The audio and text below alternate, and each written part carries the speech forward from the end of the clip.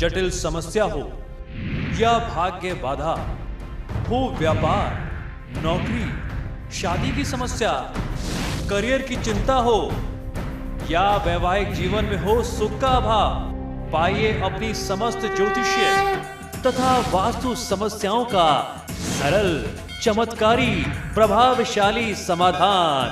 एक जाना माना और विश्वसनीय नाम, आचार्य पंडित श्री वैभवनाथ शर्मा जी, काशी के 400 वर्ष पुराने प्रतिष्ठित और अंतरराष्ट्रीय ख्याति प्राप्त राज ज्योतिषी परिवार की 8वीं पीढ़ी के ज्योतिषी और वास्तु शास्त्री आचार्य पंडित श्री वैभवनाथ शर्मा जी के द्वारा व्यक्तिगत या फिर फोन पर अपॉइंटमेंट लेने के लिए कॉल करें 9818300146, 9990724131 या फिर ईमेल करें sharma.vaibhav@gmail.com पर।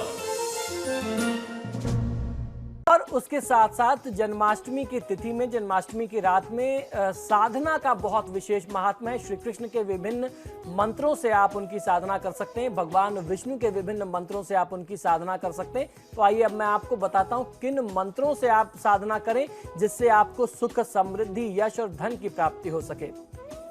रामचरितमानस में तुलसीदास जी ने कहा है कि कर्म प्रधान विश्व करी राखा, जो जस करहि सो तस फल चाखा।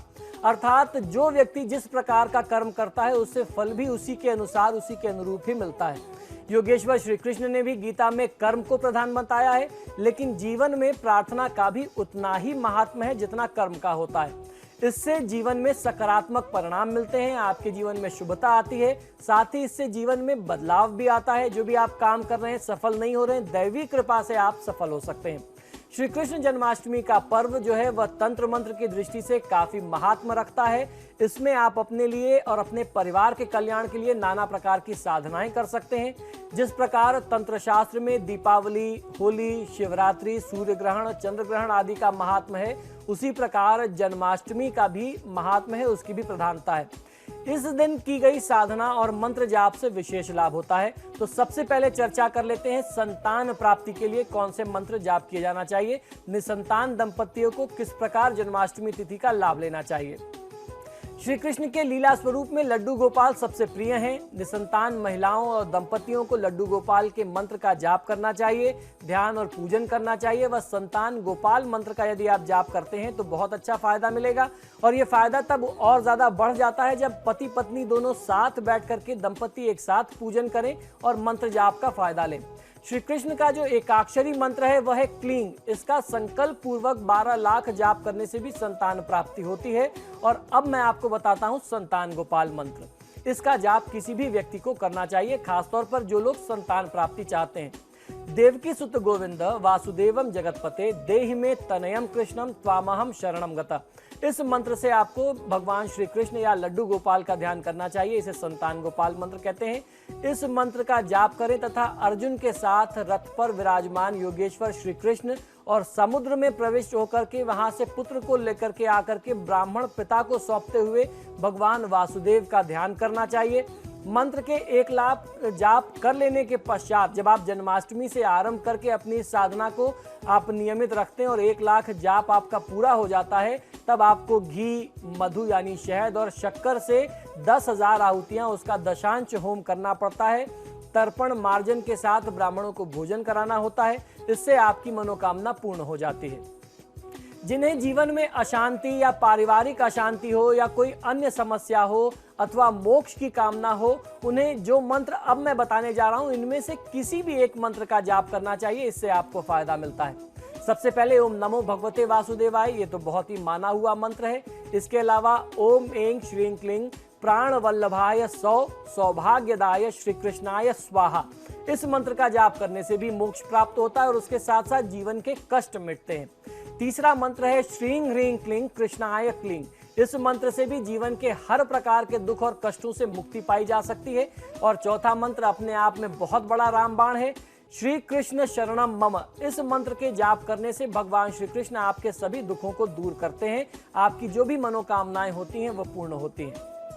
साथ ही साथ जन्माष्टमी की जो तिथि है वह देवी उपासकों के लिए भी बहुत विशेष महात्मा रखती है। इस दिन रात्रि में देवी के भी विशेष मंत्र का जाप और पुरस्चरण करके आप अपने अभिष्ट कार्य सिद्ध कर सकते हैं। देवी के मंत्र में सबसे ज्यादा प्रभावशाली और सबसे ज्यादा प्रचलित जो मंत्र है हर प्रकार के कष्ट को दूर करने के लिए, वह है सर्वा बाधा विनिर्मुक्तो धन धान्य सुतान्विता मनुष्यो मत प्रसादेन भविष्यति न संशय।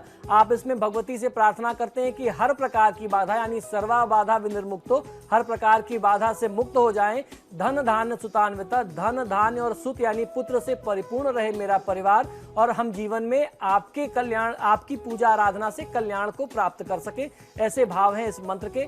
इस मंत्र का 10,000 जाप करके, दशांश हवन करके रोज एक माला जाप करना चाहिए जन्माष्टमी से आरंभ करने के बाद। इससे जीवन में आने वाली सभी बाधाओं और समस्याओं से मुक्ति पाई जा सकती है। साथ ही साथ यश और समृद्धि की प्राप्ति होती है। जितने मंत्र जपे हैं उसके 10वें हिस्से का हवन अवश्य कर लेना चाहिए, इससे आपको फायदा मिलता है। इसी के साथ मैं लक्ष्मी सिद्धि के लिए भी आपको कुछ मंत्र बताता हूं। जन्माष्टमी की रात में मां लक्ष्मी की भी कृपा आप ले सकते हैं। यह मंत्र है ओम ह्रीं श्रीं आंग एंग लक्ष्मी स्वाहा। इस मंत्र का जाप किसी भी साधक को 10,000 बार या यथाशक्ति यथा सामर्थ्य कर लेना चाहिए, और उसके बाद यथाशक्ति जो है आपको हवन कर लेना चाहिए। साथ ही साथ 21 बार धान्य को अभिमंत्रित करके यानी धान के लावे को अभिमंत्रित करके या गेहूं की बाली को अभिमंत्रित करके, धान को अभिमंत्रित सिद्ध करके अपने घर में जो बर्तन होता है भंडार गृह में, इस अन्न को रखने से भंडार गृह हमेशा भरा रहता है, परिपूर्ण रहता है। अन्न और धन से आपका घर कभी खाली नहीं हो पाता। ये बहुत माना हुआ उपाय है, इससे आपको बहुत अच्छा फायदा मिल सकता है। तो इस प्रकार से छोटे छोटे उपाय हैं जिनको करके आप लाभ ले सकते हैं। मनचाही संपन्नता प्राप्ति के लिए श्रींग मंत्र का जाप करना, ये भी बहुत अच्छा लाभ होता है। जो श्रींग बीज है यह मां लक्ष्मी का बीज है। इस मंत्र का जन्माष्टमी की तिथि से आरंभ करके 12 लाख बार जाप किया जाना चाहिए और उसके उपरांत हवन करना चाहिए। हर प्रकार की संपन्नता लक्ष्मी आप प्राप्त कर सकते हैं।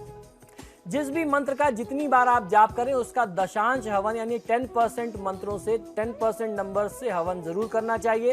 दशांश से तात्पर्य यदि 1 लाख बार आपने मंत्र जाप किया तो उसका दशांश यानी 10वां हिस्सा 10,000 मंत्र होते हैं, उससे आपको आहुति अवश्य देनी चाहिए।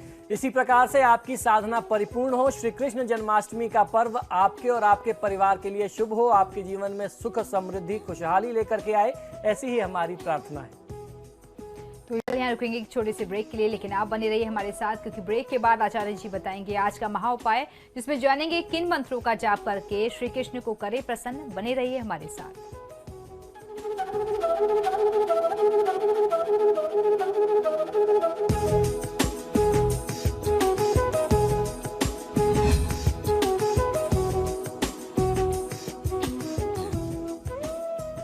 ब्रेक के बाद एक बार फिर से आपका स्वागत है। चलिए अब आचार्य जी से जान लेते हैं आज का महा उपाय।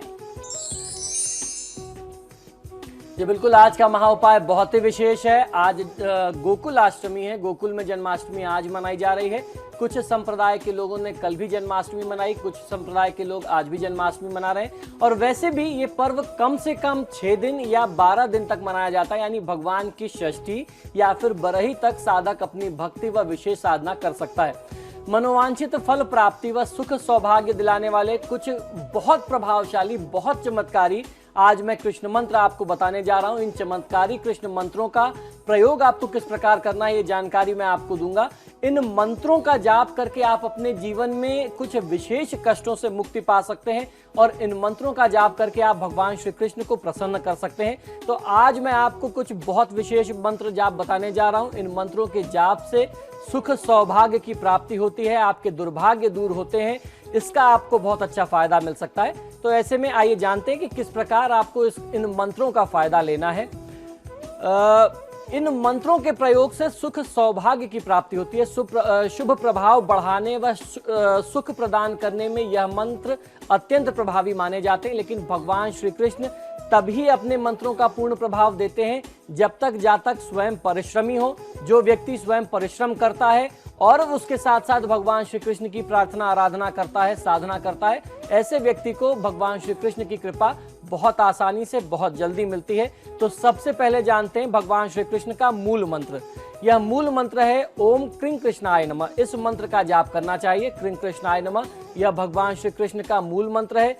इस मूल मंत्र का जाप अपना सुख चाहने वाले प्रत्येक मनुष्य को प्रातःकाल उठ करके नित्य क्रिया व स्नान आदि के पश्चात कम से कम 108 बार करना चाहिए। और ये सारे जो मंत्र मैं आपको बता रहा हूँ, इन मंत्रों को किसी अच्छी तिथि में, अच्छे योग में आरंभ करने का सबसे ज्यादा महत्व और विधान होता है।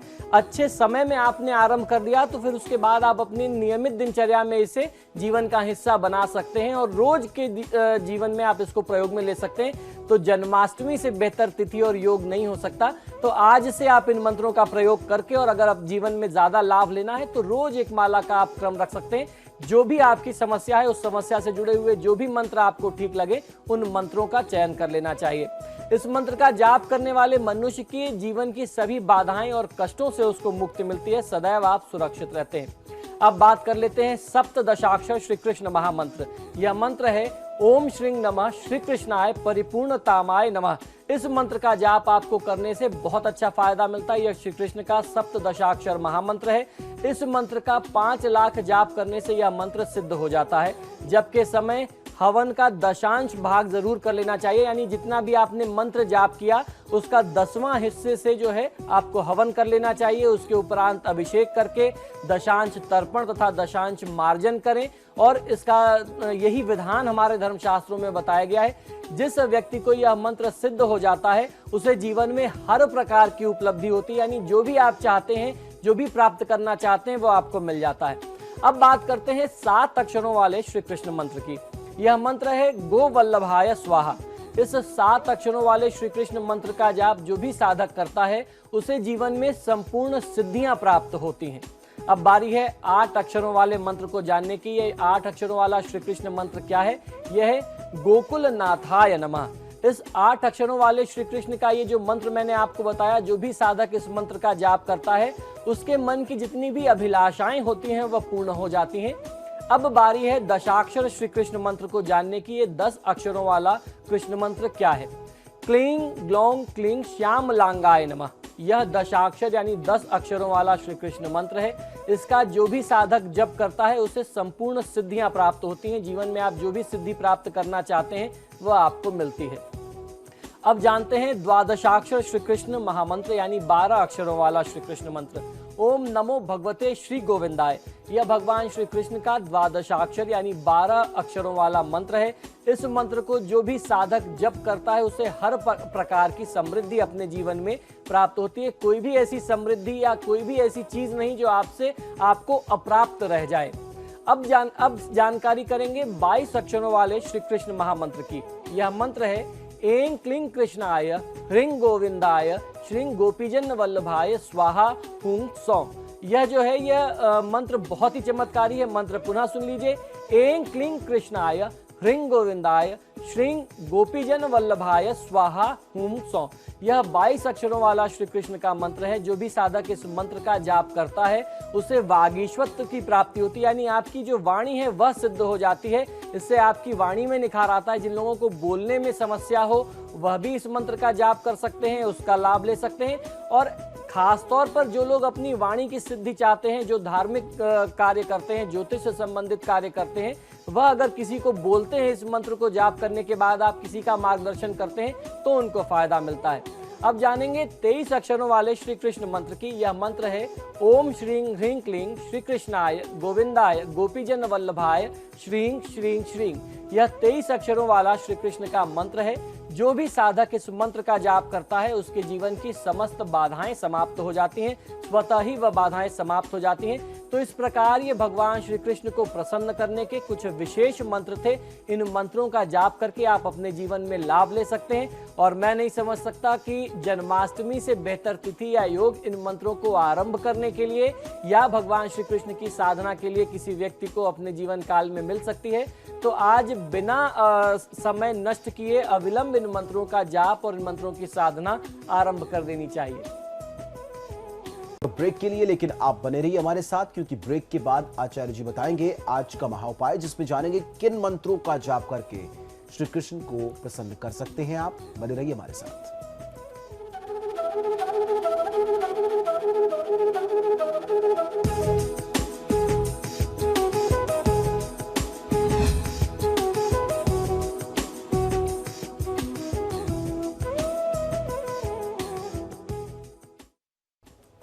ब्रेक के बाद स्वागत है आपका। चलिए अब जानते हैं क्या है आज का महाउपाय।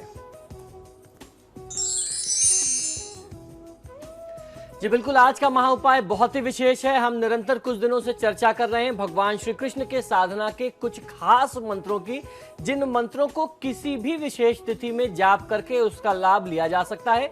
कोई भी जातक, कोई भी साधक, कोई भी व्यक्ति इन मंत्रों का अपनी आवश्यकता अनुसार जाप करके, इन मंत्रों से अपनी साधना को पूरा करके अपने जो भी मनोरथ है उन्हें पूर्ण कर सकता है। तो इसमें कोई ऐसी बाध्यता नहीं है कि किसी विशेष तिथि में ही किया जाना चाहिए। जब भी आपकी भक्ति की इच्छा करे, जब भी आपको साधना का मन करे, आप किसी भी स्थिति में इन मंत्रों का जाप कर सकते हैं। और सबसे बड़ी बात यह है कि इनमें जो भी मंत्र मैं आपको बता रहा हूं, ये हर मंत्र किसी न किसी एक खास कामना से जुड़े हुए हैं, कामना की पूर्ति के साथ जुड़े हुए हैं, जो आपके मनोरथों को पूर्ण करते हैं, आपकी मन्नतों को पूरा करते हैं। तो आप अपनी मनोरथ, अपनी कामना, अपनी आवश्यकता के अनुसार इन मंत्रों का चयन करके उन मंत्रों का जाप कर सकते हैं और उसका लाभ ले सकते हैं। किसी भी दिन, किसी भी परिस्थिति में जपे जाने वाले हैं ये मंत्र। तो आइए जानकारी करते हैं 28 अक्षरों वाला चमत्कारी कृष्ण मंत्र क्या है और इसके फायदे क्या हैं। यह मंत्र है ओम नमो भगवते नंद पुत्राय आनंद वपुषे गोपीजन वल्लभाय स्वाहा।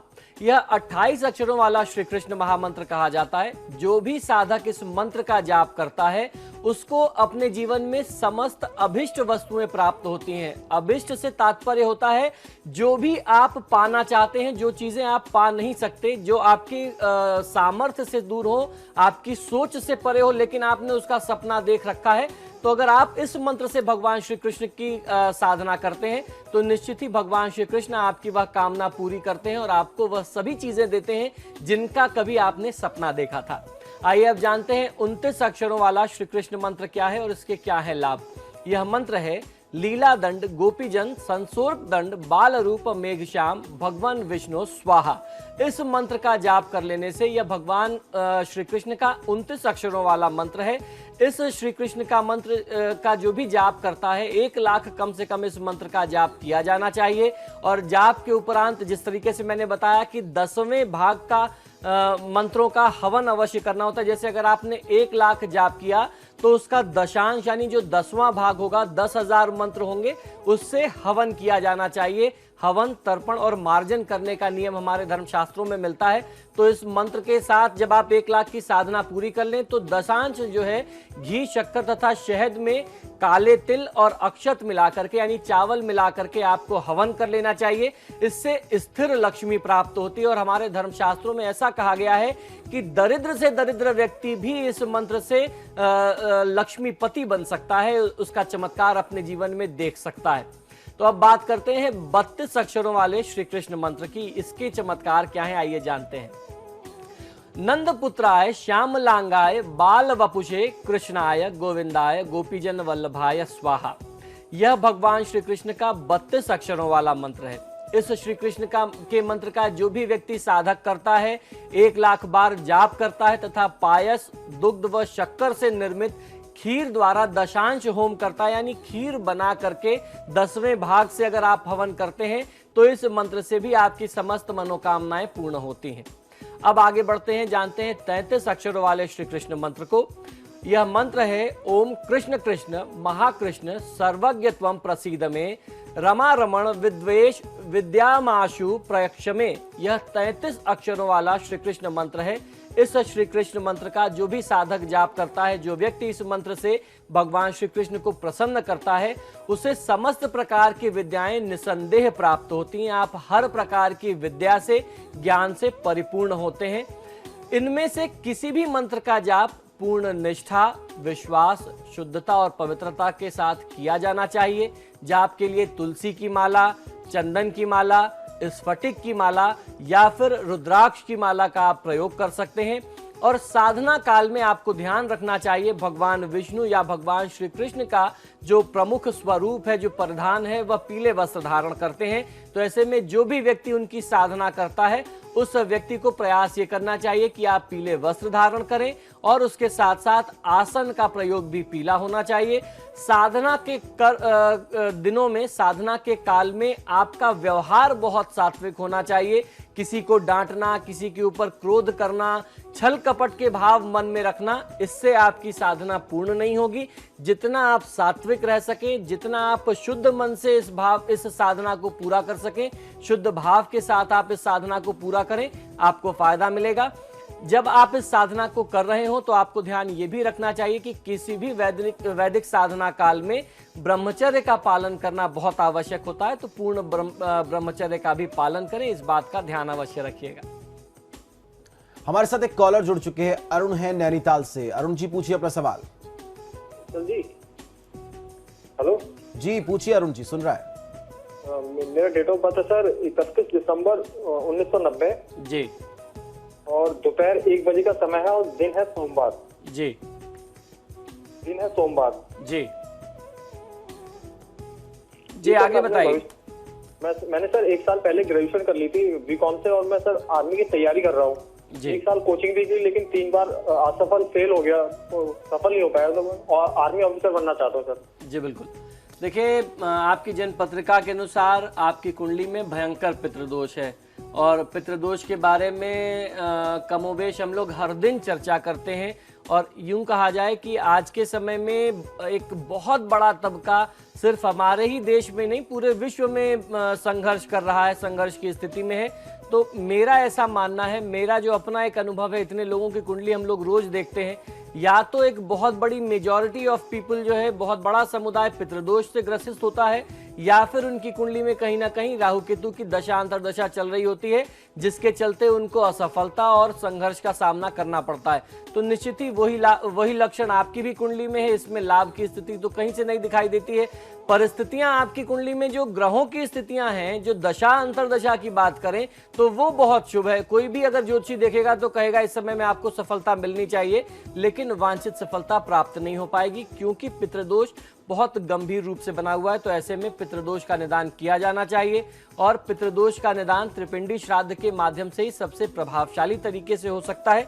इसके अलावा आप अगर सेना में जाना चाहते हैं, प्रशासनिक सेवा में जाना चाहते हैं, तो आपकी कुंडली के अनुसार आपको भगवान विष्णु की आराधना करनी चाहिए, भगवान हनुमान की आराधना करनी चाहिए, तब कहीं जाकर के कोई रास्ता निकल पाएगा।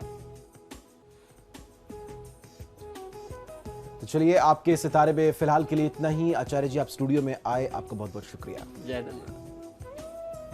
तो फिलहाल के लिए इतना ही, लेकिन खबरें समाचार प्लस पर लगातार जारी है।